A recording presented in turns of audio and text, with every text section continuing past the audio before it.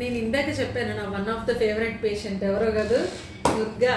అమ్మో దుర్గానా మావులా? అమ్మో దుర్గా వచ్చిందంటే నాకు టెన్షన్.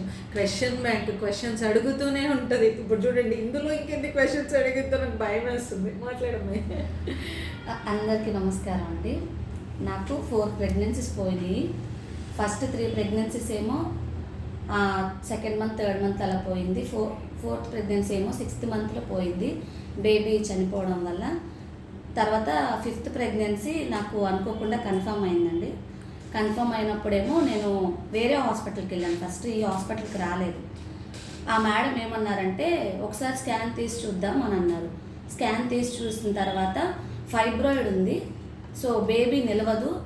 అప్పుడు నాకు ఒక మేడం, ఆ మేడం పేరు చెప్పను నేను, కానీ ఆ మేడం ఒక మాట అన్నారు, సికిల్ సెల్ డిసీజ్ వాళ్ళకి పిల్లల్ని ప్రెగ్నెన్సీస్ అవ్వవు, పిల్లల్ని పెంచుకోవాలి అని. అంటే ఎలా మాట్లాడారంటే నాకు ఇంకా పిల్లలు పుట్టరు అనేటట్టు మాట్లాడింది ఆ మేడం. నా లైఫ్లో నేను ఆ మేడంని మర్చిపోను. పేరు కూడా చెప్పాలని అవసరం లేదు కానీ లైఫ్లో కూడా ఎప్పుడు మర్చిపోను. ఆ తర్వాత సెకండ్ హోప్గా నాకు ఎందుకో వెళ్ళాలనిపించింది. అంటే ఒకళ్ళు రిఫర్ చేశారు. హెమటాలజిస్ట్ సార్ ఉన్నారు.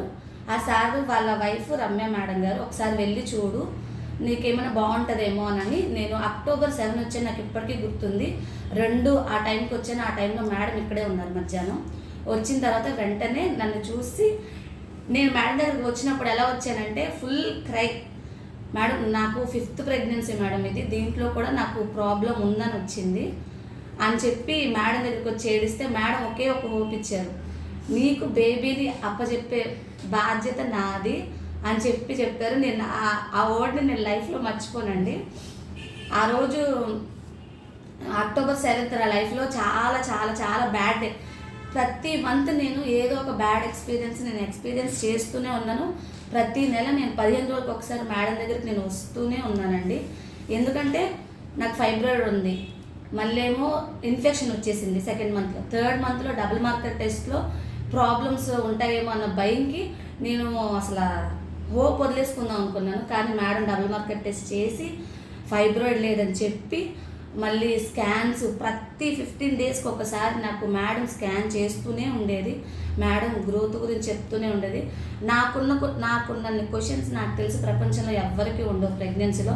నేను అన్ని ఎక్స్పీరియన్స్ చేశాను, కానీ మేడం మాత్రం ఓపిక మీద అన్నిటికీ ఆన్సర్స్ ఇచ్చేది. నువ్వు భయపడకు, నేను చూసుకుంటాను. 4th మంత్లో ఇన్ఫెక్షన్ చాలా ఎక్కువైందండి. అప్పుడు నేను హాస్పిటల్లో అడ్మిట్ అయ్యాను. మేడమే చూసుకొని తగ్గించి మళ్ళీ ఏ ప్రాబ్లం లేకుండా పంపించారు.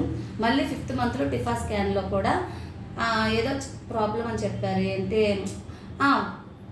కిందకుంది చెప్పారు కదా మేడం, మాయ కిందకుంది, బెడ్ రెస్ట్ తీసుకోవాలని చెప్పారు. నాకు ప్రతి నెల ఏదో ఒక బ్యాడ్ ఎక్స్పీరియన్స్.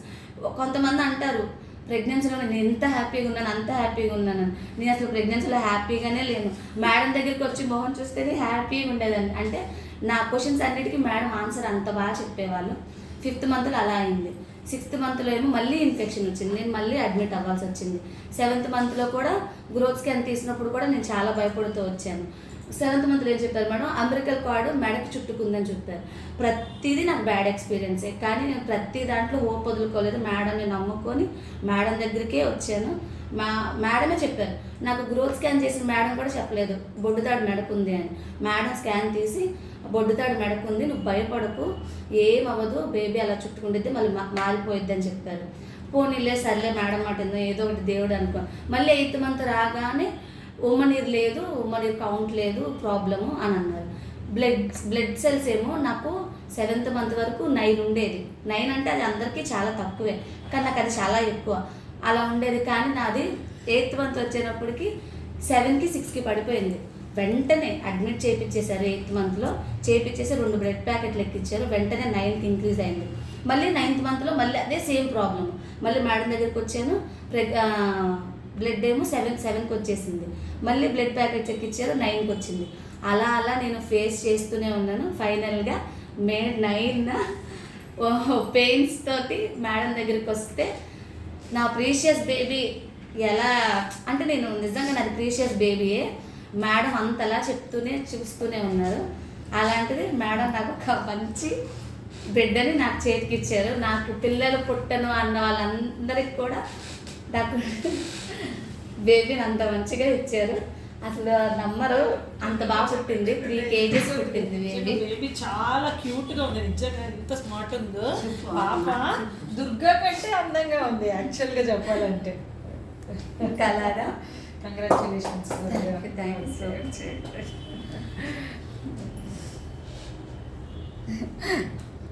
వాళ్ళ అమ్మగారిని కూడా పిలవండి. వాళ్ళ అమ్మగారు దుర్గా వచ్చిన ప్రతిసారి వచ్చేవాళ్ళు. చాలా ట్రూట్ ఇది చెప్పిన మాట విని జాగ్రత్తగా అవసరం ఉన్నప్పుడు అడ్మిట్ అయ్యి జాగ్రత్తగా చేయగలగడం వల్ల కూడా మేము ఇద్దరిని సేఫ్గా ఇవ్వగలిగాము. మాదే కాదు, పేషెంట్ వైపు నుంచి కూడా చెప్పిన మాట వినడం అనేది కొద్ది వరకు చాలా ఇంపార్టెంట్. ఓకేనా అండి, thank you very much everyone.